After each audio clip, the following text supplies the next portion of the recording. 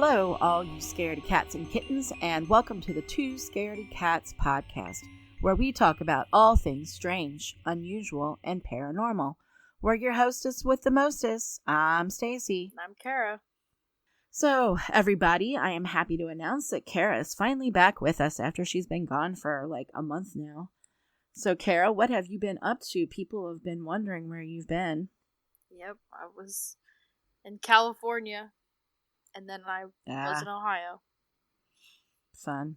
But they're like back to back travel. Did you guys do anything fun while you were in wherever you were, California and Ohio? Just normal stuff, like, because it was con mostly. You didn't get to travel. Sometimes you travel, like, to places while you're there. I didn't know if you got to do that or not. Yeah, both of them, because I was trying to not do too much at one, or, you know what I mean, because they were back to back. I didn't want to be super exhausted. I was already going to be tired, but I didn't want to be too crazy. Yeah, I get that. You gotta have all your attention. I forgot to tell you about, so the second I went to is ColossalCon, which is in a water park. So on the Saturday, they had announced that there was going to be like this foam party thing, okay? Yeah. And we have screenshots of them saying that it would not affect the water park at all. Like the water park would still be open to the public. Well, we roll up on that day to the water park, and there's a sign that it's closed for 3 hours for this stupid event. So basically, they put a paywall for 3 hours, and you had to pay $40 to go to this stupid event. Nuh-uh, you didn't pay for that, did you? No, I'm not crazy. Okay, I was gonna say. No, but so I was kind of annoyed because I had scheduled my one break to go enjoy the water park from those exact hours. Oh no, and it was during that. And those were my time where I was supposed to enjoy myself and like go swimming and hang out with friends in the water park, and that was the 3 hours. So the good news, it didn't affect any of my like clients who like would want to shoot in the water park, because right. I was actually in a photo shoot that was affected because we couldn't shoot outside anymore. We had to shoot in the indoor. That stinks. And it was just crazy that they never told us that, like, at all. And when we tried to like be like, hey, this is what you guys said online, they said, well, the online staff doesn't know what they're talking about. That seems like a bigger issue that you should be dealing with, right? Right. And the main guy who decided to do this stupid thing wasn't even on site, so no one could talk to this guy. Oh, of course he wasn't on site, so he could avoid all the drama. Yes. So, like, we pay, like, a part of the fee for the hotel is the resort fee that covers our water park. So why was I not allowed in the water park for those 3 hours when it was not told to any? It was crazy. Yeah, that is nuts. Just trying to get more money off you people. Yes, and the funny part is maybe like 30 or 40 people were there. Really? Yeah. That's awesome. And a lot of people that were there were because they got free entrance if they had a VIP. So I think there was not that many people that paid. So I hope they learned their lesson, because there were a lot of upset. There was like just a crowd of upset people. It was crazy. Wow. That's funny. You guys should have busted through and just went anyway. I know. I mean, we can't do that because that's illegal. But it was just stupid. Like, why? And like the Kalahari can't do anything because they were, paid to do this. They weren't running it. Right. But the ColossalCon was like, well, it was the Kalahari's fault. So everyone keeps blaming the other person. So we're like, who's to blame here? We know the truth. It's the freaking con. But of course, thinking they could make a couple extra bucks force everyone to pay to go. It was Saturday, the prime time, 12 p.m. to 3. I'm just sad because I didn't even get to enjoy like the outdoor park at all. No, that sucks. And I literally scheduled my break so I could enjoy myself and have fun. That was my. I mean, I had fun other than that, but it was just kind of a weird year. Well, yeah, when you had all, you're all excited and wanted to do that, and then you couldn't. Well, I have a beach trip planned in 2 weeks, so that'll be fun. Not 2 weeks. In August. 2 months. Where are you going? We're going to Lake Michigan. Oh, yeah, that'll be fun. But it's like a really pretty beach. They have like dunes. I think I was telling you about that. Remember? Yeah. You told me. I know what you're talking about. Yeah. But yeah, we found an Airbnb that's right next to the dune, so we can literally go right out to the beach. Oh, that'll be nice. That's why I was like, this will be really convenient. It says it's like you can access the beach from the property and everything. Yeah, that will be So I'm looking forward to that. My enjoyment of and there's a hot tub too, so I'm very happy for that little trip. Yeah, that'll be fun. And I'm going to New York. Not this weekend, but next weekend.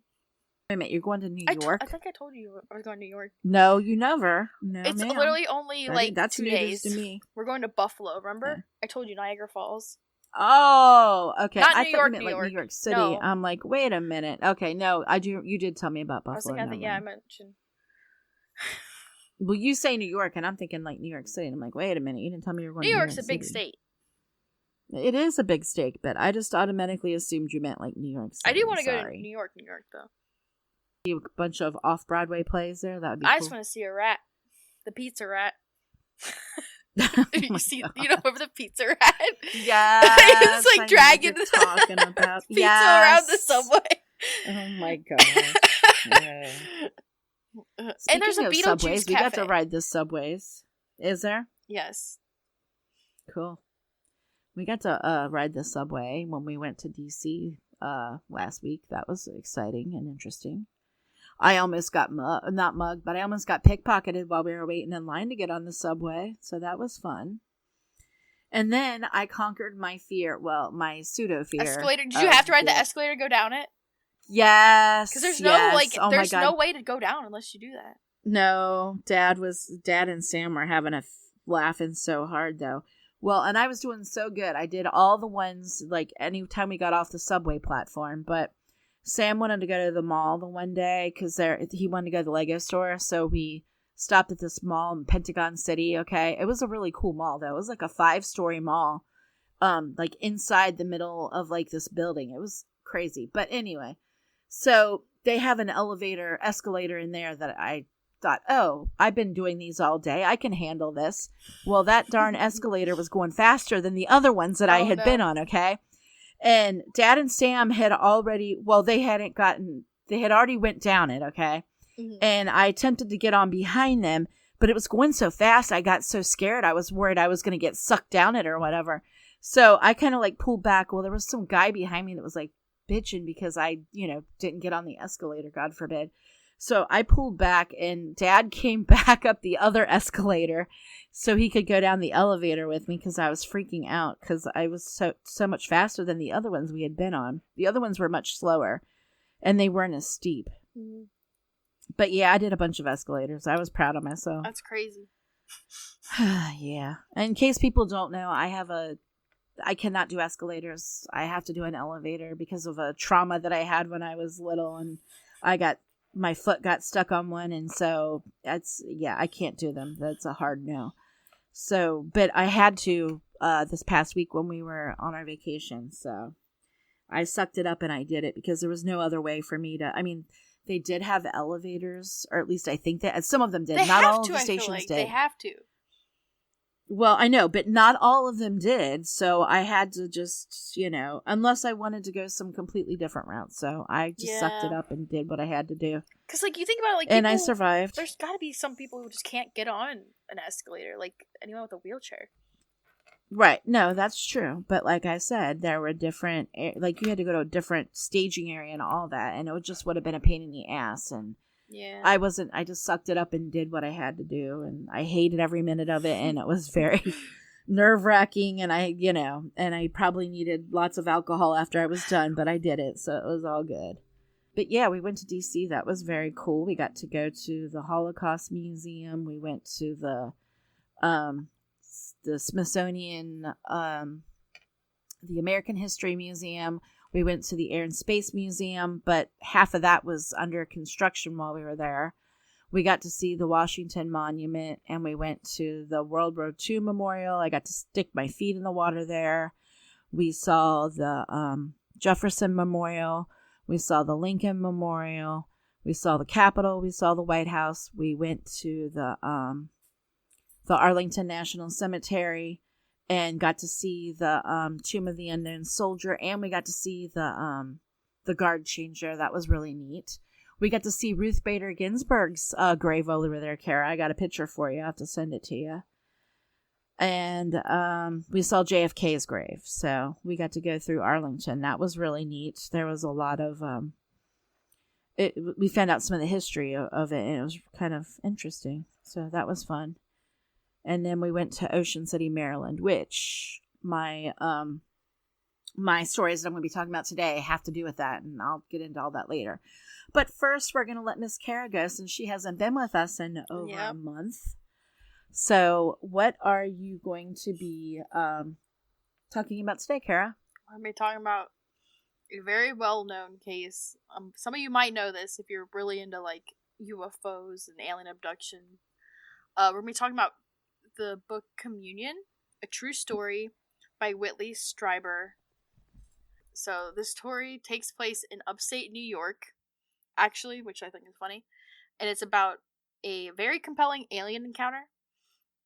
So Whitley Strieber and his wife, they own a cabin out in the woods. They also have, like, their normal place they live in the city, but it was like a vacation home, basically, out in the woods. So on December of 1985, they were celebrating Christmas like normal. It was snowy. So that was pretty normal. And then on the 26th of December at around 8:30, he turns on the alarm and he checks the house. He's very thorough in his checking of the house, which is a little strange. He checks the closets, he checks under beds and everywhere. And that's weird. I know, it is very strange that he does this. And he was in bed by 10 and sleep by 11. For an interesting thing that we'll find out later, there was actually a report of a UFO this night. It wasn't reported until a week after, but it was the same date. So there was a UFO spotted. He didn't find out about this until way later. So in the middle of the night, he is awoken by a whooshing sound from the living room. It sounded to him as if there was a bunch of people just running around the living room. So he's obviously a little alarmed, and he looks, so they have a burglar alarm. So he looks at the burglar alarm, and it, like he said it before he went to bed, and is not alerting of anything happening. So he's like, that's weird. So instead of getting up, like, a normal person would check to see what's going on, he just lays back in bed. And then after settling down, he notices the door closing. And he sits up again, and he watches as a figure from the doorway just starts to rush towards him. He describes the creature as a 3-foot tall, think basically an alien gray. Yeah. That's basically what he describes. Like the 2 large eyes. So the cover of this book has the depiction of what he saw. But it's like basically like an alien gray. So the figure rushes towards him, and he just remembers darkness. And then the next thing he remembers is motion, like he's being moved, and he's naked with his arms and legs extended. And he felt as if he was being moved out of the room. He blacks out again, and the next memory he has is sitting on the ground in the woods. And there were a few of these creatures surrounding him. And then after that, he recalls seeing the top of the trees. And then he enters what we think is a ship. And he was surrounded by these creatures, and they like cradled him in his arms, and they all were like moving around. I told you, this is we're talking about like really crazy. Okay, that's a little bizarre. Like, they were like experimenting on him, and it was just really weird. And at one point, one of the female aliens that he like believes is a female just by the anatomy, asks if there's anything they can do to stop him from screaming, because he's just screaming his mind, obviously. Oh wow. And then he says, "Let me smell you." He's not sure why he said that either. What? Like, that's just so the first thing that comes, and he says.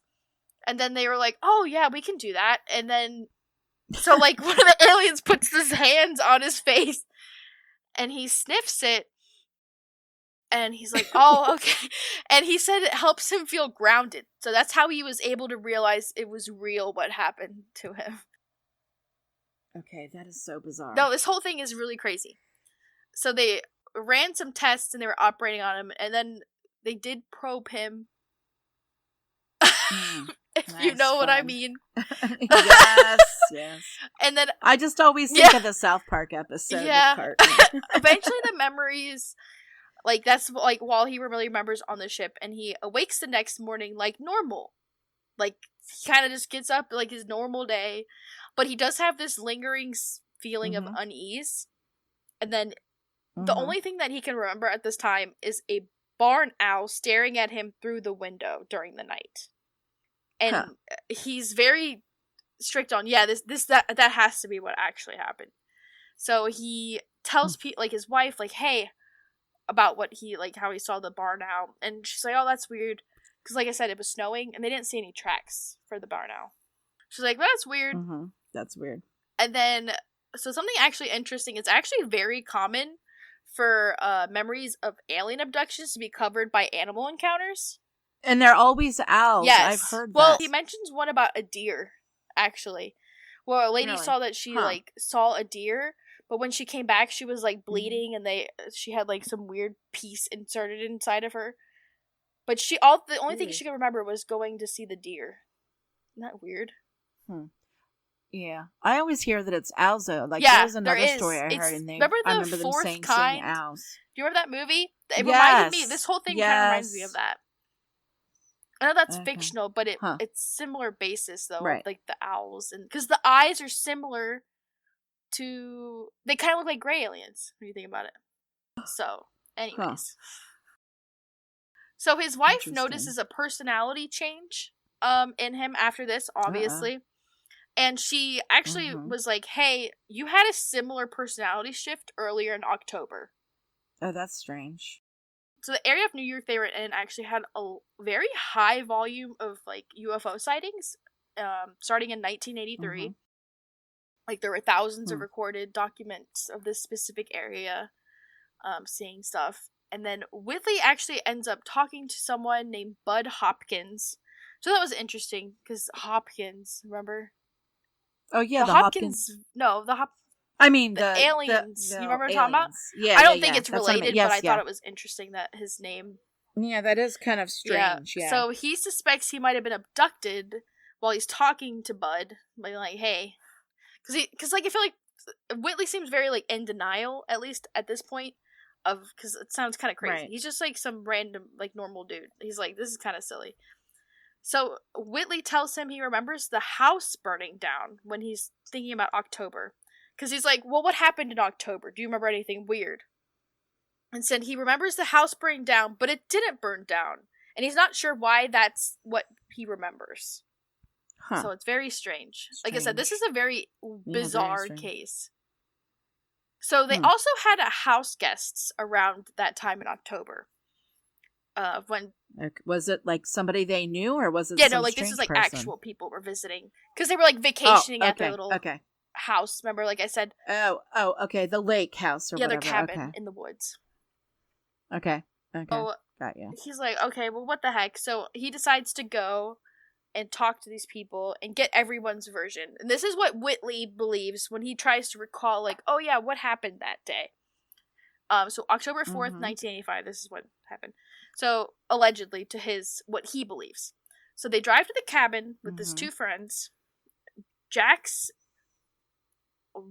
and Annie Gottlieb, and Annie, I'm just gonna say that because I don't really, their last names are a little intense. After a day out, they all retire for the night, and he was awoken in the middle of the night by a distinct blue light glowing in the living room. He was going to set up to do he got up to do something, and then immediately believed the light was sparks from the chimney, and then he goes back to sleep. So that's where he thinks it was like a house was on fire. He was awakened again by a loud bang that sounded in his face. And when he woke up, his wife woke up too, because she heard it also. And then they hear the son started shouting from the other room. They had a child too. And then The glowing light completely surrounded the house. Like, everyone in the house could see it. And he gets up to do something, and then the light just stops immediately. So he's like, that's what he thinks. And then he talks to his son in February after this whole thing. Because he's trying to figure out what actually happened that night. And he's like, okay, well, what do you remember? And the child remembered most of the things that happened. Like, he heard the bang and everyone shouting. But he says that there were a bunch of people that just told him it was okay during that night. There were just a bunch of people in his room that told him it was okay. And the dad's like, what do you mean there were just a bunch of people in your room that told you it was okay? Right. And he's like, I don't know. That's weird. just what I know happened. And then so he's like, okay, well, did you have any strange dreams around that time? And he said, he dreamed that a bunch of little doctors took me out on the porch and put me on a cot. I got scared and they kept saying, we won't hurt you, over and over, but it was inside my head. And it felt like it was real, and it happened in the middle of another dream he was having. That's, like, really strange. That's really creepy. And, like, the child was pretty young, too. I would say, like, 7 or 8. So then he gets on the phone, and he calls the friends who were also there. So there's multiple witnesses of what happened. So Jack's account was what he really remembered was the light. I was sleeping, and then all of a sudden something woke me up. I saw the room full of light, bright like daylight, and I thought I had overslept. Like, that's how bright it was in their house. And he looked at his watch, and it was only 4:30 in the morning. And then I hear you through the door saying, "It's okay, the light is gone," so I go back to sleep. But he thought he heard the other guy say that, and the guy does not even remember saying that. So that's a little strange. And then they talked to Annie, and she says she was awoken by the loud explosion, or like the bang, and then I heard the scurry of little feet across the bedroom upstairs. And she thought it was the cats, which the cats do not come with them. They are in the city. So that's a little weird. So they heard little footsteps upstairs in the bedroom above them. So she vaguely remembered the light, but mostly what she remembered was the noises. And then a few minutes after them, she hears Whitley, the main guy, come downstairs and says through the door not to worry. The next morning, she recalls him telling her that some people had come to visit from a spaceship. What? Okay, that's strange. What? So, who knows what actually happened? I will say that the book, like hypnosis stuff. They actually they did a bunch of hypnosis and stuff on him, and they actually have like the exact transcripts from his hypnosis sessions, which those are intense. Really? I kind of like skimmed a lot of the story just because, there was a lot of, and it was very intense. But if you're interested in learning more about this, you can read the book Communion, A True Story, or they also have a movie and you can actually find it for free on Amazon. It's based off of the book. It's not exact because I did watch the first bit and I was like, oh, this is not exactly the same. But it has somebody did their own interpretation. But it's like a dramatization, you know what I mean? Like, instead of, going back and we found out all of the actual info later, it kind of has it all. But yeah, what did you think about that? Yeah, that's kind of crazy. Some of the stuff that happened, really weird. And it was strange that all of them had the same, they all thought the house was on fire. Or they heard the bangs and the lights. All were, right. And they were all told that it was okay. Yeah, but then he doesn't remember telling anyone that. Right, I know, but it's still strange. No, it's very bizarre that, and then the footsteps up in the room. So they think that he was... Yeah, that's creepy. He was visited again by these entities on that day, before he actually got abducted on the December. Because his wife said that he had, he kind of, really spiraled, mental health-wise, after both events. So much so that she was like, there's something clearly went wrong, going wrong, or something happened. Yeah. Yeah, I don't know. It is crazy. Huh. It's definitely one of the more interesting and well documented because he wrote the book himself. So, like, he writes about his personal experiences, and because the one I found, like, it's the Kindle version, but he actually has an addendum because, like, this original book came out, like, 87, I think. So, like, obviously now that it's been a few years, he, like, came out with, like, what is, you know what I mean? Yeah, a revised and, like, kind of, like, updated with new information about the time. Right. And, like, how there were other... Or, like, even the fact that the UFO sightings, like, because he's seen the original UFO around the time, like, not seen it, but he saw it in the newspaper about the sighting, but he didn't think it had anything to correlate until later on. He's like, that was the same night, and it was seen in the same area. I wonder if that was what happened, I always think that, like, when there's, like, documentation of like UFOs around the time, I feel like it's a little bit more credible, or at least interesting to be like, I wonder if this is real or what really happened, Right. Yeah. Because then you actually have a real solid piece of evidence there to collaborate their story that they're telling about or the multiple visitors witnesses or too. Like I said, there were 4. Yeah, that's 5 insane. People. The amount of people that he had, right, that had the same kind of sort of. But it was weird they never like talked about it ever until he brought it up later on when he was like, "Hey, I wonder if people." I think it was like February is when he was starting to be like, "Maybe I should talk to these people." Well, maybe there was a lot of, but let's be real. Back then, it was frowned upon to talk about that kind of stuff. You know what I mean? Because you're talking about the 80s. I mean, that was just when people were starting to, notice all that stuff. It's not like today where you can talk about it and people don't bat an eye. Back then it was like a big deal. Okay, the book was originally published in 1987. Okay. I knew it was like around there.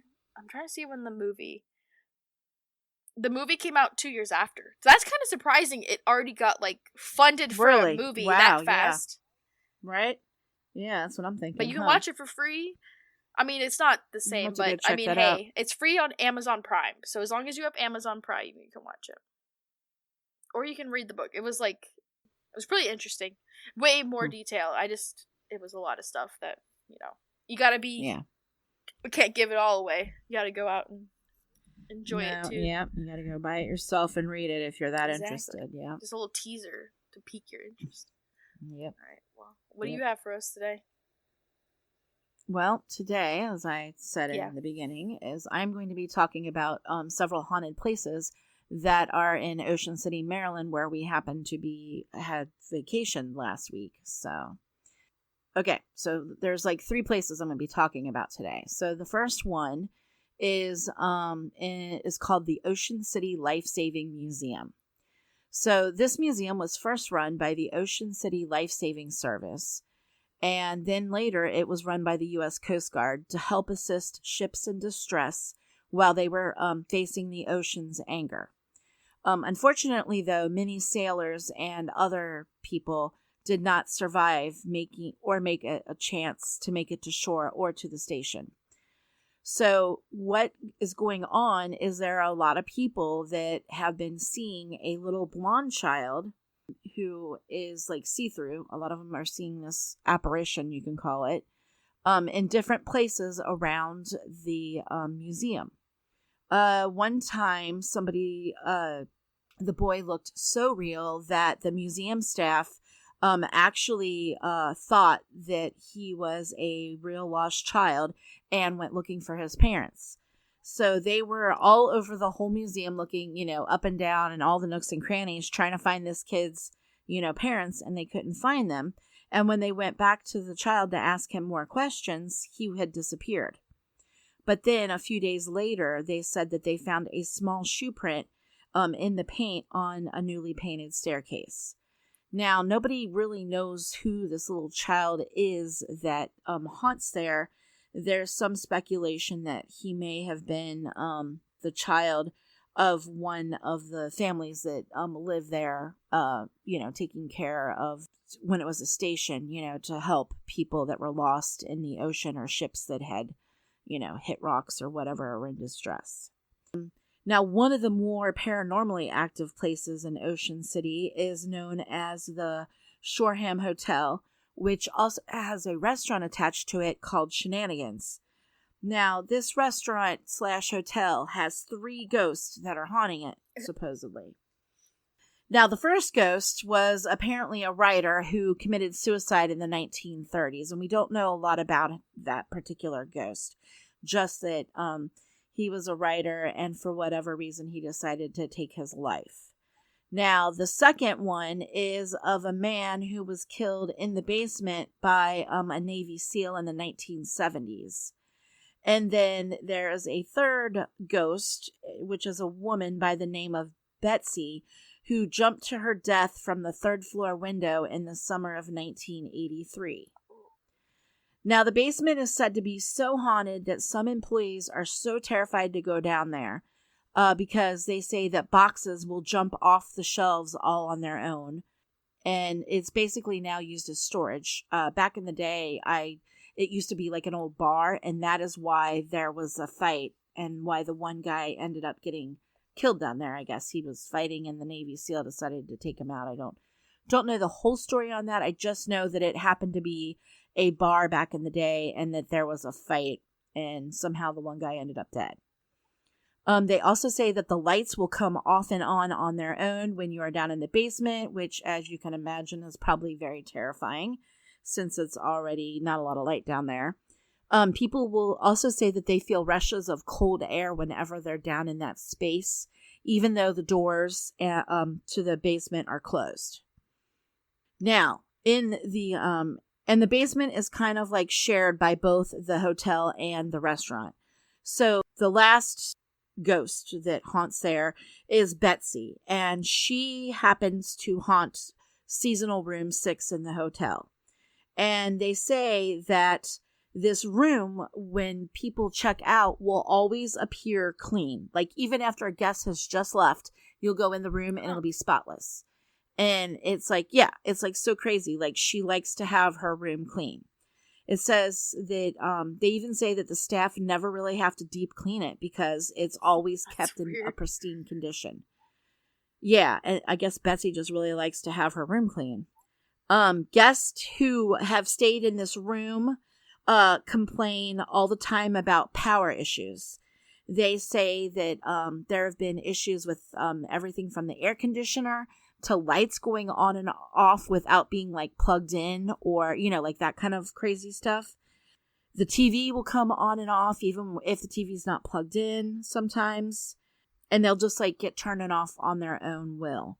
Management has been called to the room so many times it's not funny. And when they get called to the room, they'll check around with everything and they'll find no electrical problems whatsoever. Now, several paranormal groups have been to this particular place and have done extensive investigations. And they have concluded that the basement is definitely haunted by something. They're assuming it's the gentleman that got killed down there. And that Betsy's room is definitely haunted. They get like high EMF readings. And they've gotten like voice recordings and stuff from her room before. And then the third one is this one's an interesting one. And I thought I took a picture of it when I was there. I've got pictures of the other two for sure.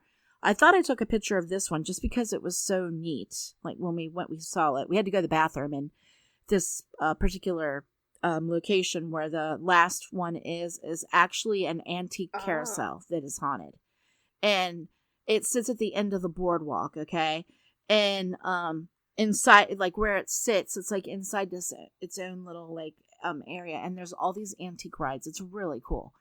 But some of the characters on this carousel are like ones I've never seen. They're beautiful, very ornate characters. They have like a unicorn. They had a mermaid on there, but it was like the top part of it was like a I think it was like like a dog or maybe a horse, and the bottom part, had the mermaid tail and stuff, which I thought was really neat since they sit so close to the ocean. And then it has, your normal horses and all that. But it was a beautiful, beautiful carousel. And So the story goes that a mechanic was working, trying to fix it. And they do have a mechanic and an antique painter on staff for them all the time to work on the antique cars that they have there, because they have to use like special paint and all that with the antique stuff at these antique rides that you can only find there. So anyway, he came up to one of the ladies that works there, and he asked her, he noticed that there was a different smell than usual. And she was like, what do you mean? And he's like, did you guys change the type of chemicals that you're, using around the carousel? And she's like, no, why? And he's like, and this lady had worked there for over 30 years. And he's like, well, because, it smells different. It smells, like fresh. It doesn't smell like mechanically, you know what I mean? Or like, how sometimes they kind of have that oily kind of smell when you're around all that kind of stuff. And at the time when he had smelled the smell, it happened to be the off season. So there was not a lot of people there visiting because, it's too cold up there in the off season. And the rides had happened to be closed. So about a month later, the antique ride artist that paints all the, the carousel horses and stuff and animals to make sure that they're in tip-top shape, and some of the other rides there, had come by, and he came up to her again, a different guy, and asked her the same question. He wanted to know, hey, did you notice that there's like a sweet smell around here, not a mechanical smell? And she said, no. And, so she went about her business. Well, one other time she was there by herself and walking around, and she smelled the smell too. And she thought it was a very familiar smell, but she could not place, where she'd smelled it before.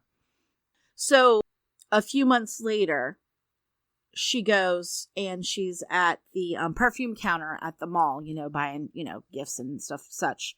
And she's smelling all the perfumes. And she notices that one of them smells a lot like the perfume that she had smelled when she was by the carousel. So she happened to look at the name of it, and it was called a perfume called Crystal. Now, remember that for a second, because I'm going to back up here a little and explain a little bit about the carousel. So the carousel is called the Trimper's Carousel, and it's the oldest continually operating carousel in America. It has been operating since 1912 when Daniel Tripper purchased it, and it has 47 animals on it, 3 chariots, and a rocking chair. I've never known one to have a rocking chair before. So, she said that she smelled this crystal, which smelled like, she remembered why it smelled so familiar to her. And that is because Joanne Tripper, who happens to be the wife of the guy that owned it after Danielle, it would have been Danielle's son who owns it now, the park there where all the that part where those rides were, the antique rides. She was the wife of Ganville Trimper, who was, the son of Daniel, who purchased all this stuff. And she actually always wore that perfume, and it was called Crystal, and she had died in 1991. Now, Joanne loved the carousel, and she would ride it every day, and she had a favorite horse that she would ride. It was this gorgeous white horse with deep red roses and a powder turquoise sash on it.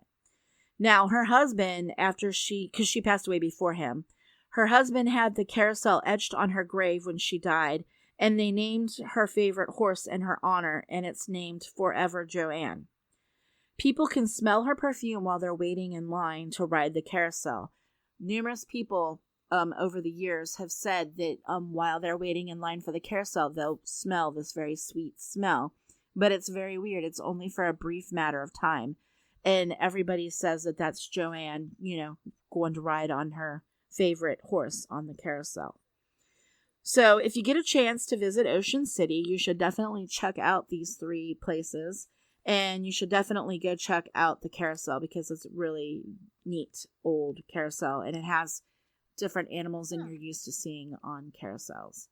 And see if you, too, can't smell Joanne's perfume. Now, while we were there, we actually had to go to the bathroom.